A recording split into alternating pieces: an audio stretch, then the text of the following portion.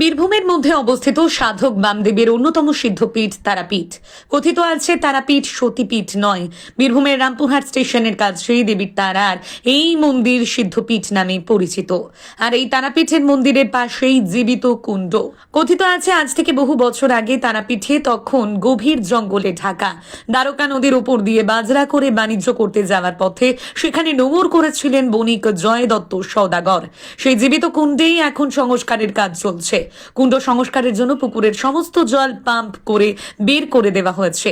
প্রকাশ্যে চলে এসেছে জীবিত কুণ্ডের মূল কাঠামোটি। দেখতে অনেকটা ডোবার মতো। জীবিত কুণ্ডের মূল কাঠামো নাকি জল আর বের করা যাচ্ছে না। যতবার জল তুলে বাইরে ফেলা হচ্ছে ততবারই ভরে উঠছে কুণ্ডটি। এমন এক দৃশ্য ভাইরাল হচ্ছে সোশ্যাল মিডিয়ায়। অনেকে বলছেন এই সবটাই নাকি মা তারার মহিমা। তারাপীঠ মন্দির কমিটির সভাপতি তারাময় মুখোপাধ্যায় বলেন, জীবিত কুণ্ডের ঘাটে আসলে যে কুণ্ডটি রয়েছে, আমরা যতবার সংস্কার করতে গিয়েছি সেই কুণ্ডের মধ্যে জল থেকে গিয়েছে।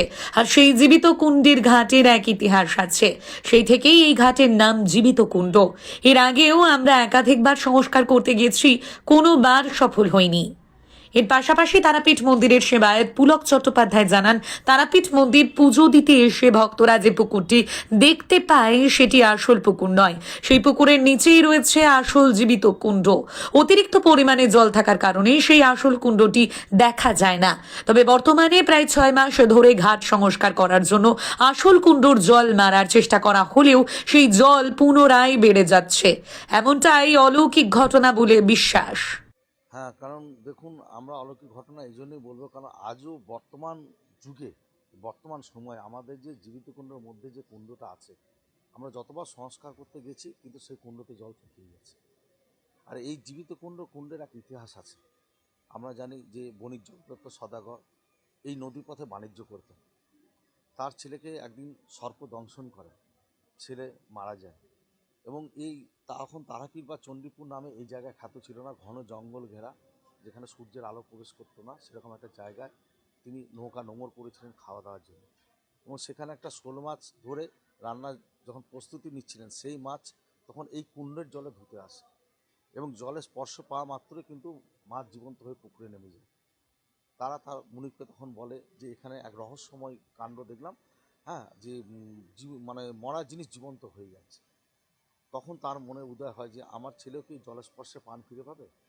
তখন কিন্তু সেই বিশ্বাস, সেই ভক্তি থেকে তিনি এই কুণ্ড, বর্তমান যে কুণ্ড, সেখানে সন্ধ্যের সময় সূর্যাস্তের পর এই কলার ভেড়াতে করে তার ছেলেকে ভাসিয়ে দেয়। ঠিক সূর্যাস্তের আগে জয়তারা জয়তারা ধ্বনিতে তার সন্তান প্রাণ ফিরে পায়। সেই থেকে পুকুরের নাম হয় জীবিত কুণ্ড, নাম হয় তারাপীঠ। আমরা চণ্ডীপুর নামে খ্যাত ছিল, কারণ দেবী চণ্ডীর এখানে আরাধনা করা হয়, মা আরেক রূপ। তাই সব দিক দিয়ে ইতিহাস যদি আমরা করি, তাহলে সেই মহামণি বৈশিষ্ট্যদেব থেকে শুরু করে সাধক বামদেব থেকে শুরু করে বিভিন্ন সাধক এই জায়গাকে প্রসিদ্ধ করেছিলেন। এবং আমরা জানি তার ছেলে যখন প্রাণ ফিরে পায়, তিনি তখন এই অলৌকিক জায়গার সন্ধানে নেমে পড়েন। কী করেন না, তপস্যা করেন। এবং বেশ কিছুদিন তপস্যার পর সে স্বপ্নাদেশ পায় যে বৈশিষ্ট্য আরাধিত দ্বারা আমি শিলামণি রূপে এখানে বিরাজমান করছি, তুমি আমাকে প্রতিষ্ঠা করো। এবং তারপরের দিন তিনি সেই শিলামণি মূর্তি খুঁজে পান এবং প্রতিষ্ঠা করেন, যেটা এখন আমরা মায়ের আবির্ভাব দিবস হিসেবে পালন করি। মা পশ্চিমমুখে থাকেন, সেই দিন থেকে মায়ের পুজোর প্রচলন হয়েছিল। তাই ইতিহাসে বহু অলৌকিক ঘটনা সাক্ষী তারাপীঠ। আজও সে সমধারা বয়ে চলেছে। মানুষের ভক্তি, মানুষের বিশ্বাস থেকে পৃথিবীর দূর দূরান্ত থেকে মানুষ ছুটে আসছে। কিন্তু বর্তমান যুগেও আমরা সেই জিনিসটাই দেখতে পাচ্ছি যে কুণ্ডতে কিন্তু জল থেকেই যায়। এটা মায়ের একটা, বলতে পারেন, আশীর্বাদ। মায়ের এক তারাপীঠের জায়গার সাথে যে ইতিহাস জড়িত, তার একটা উদাহরণ বা প্রকৃষ্ট একটা রূপ যে মা এখানে বিরাজমান।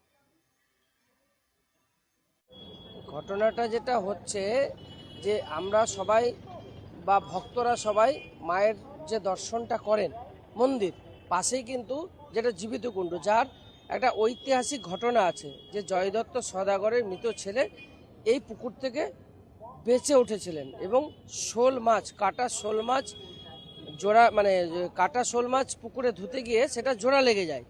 তো এরপরেই তো জয়দত্ত সওদাগরের ছেলে বেঁচে উঠেছিল। কিন্তু এই যে পুকুরটা আমরা দেখি, এটা কিন্তু এক্সটেনশন পুকুর। এর নিচে যে পুকুরটা আছে, যেহেতু সংস্কার চলছে, সেই সংস্কার চলার জন্য যে নিচে যে পুকুরটা আছে, সেটাকে ডোবা পুকুরের মতন, সেটা হচ্ছে অরিজিনাল পুকুর, যেটা আজ 6 মাস ধরে জল মারা হচ্ছে, সংস্কারের কাজ চলছে, কিন্তু 6 মাস ধরে ওই যে জলটা যতবারই মারছে ততবারই কিন্তু জলটা উঠে যাচ্ছে। এটাই অলৌকিক, এবং এটা দেখার জন্য মানে এই খবরটা চাউর হওয়ার পর বহু ভক্ত, বহু স্থানীয় মানুষ এর জন্য ভিড় করছে, এবং ঘটনাটা যে সত্য সেটা এলাকার মানুষও স্বীকার করছে যে হ্যাঁ, যতবার জল মারছে ততবার কিন্তু জল উঠছে। সুতরাং নিশ্চয়ই কিছু একটা অলৌকিক শক্তি এর মধ্যে আছে, তা না হলে আর তারাপীঠ তো অবশ্যই সিদ্ধপীঠ, এটা সবাই জানেন। মায়ের লীলা, মায়ের কৃপা অবশ্যই সকলের উপরেই আছে, এটা আমার মনে হয়। আমার নাম পুলক চট্টোপাধ্যায়, সেবায়েত তারামাতা মন্দির। ধানের সুবাসে মাটির টান, আর সেই টানে V K gold rice. V K gold rice, বাংলার চাল, বাংলার গান।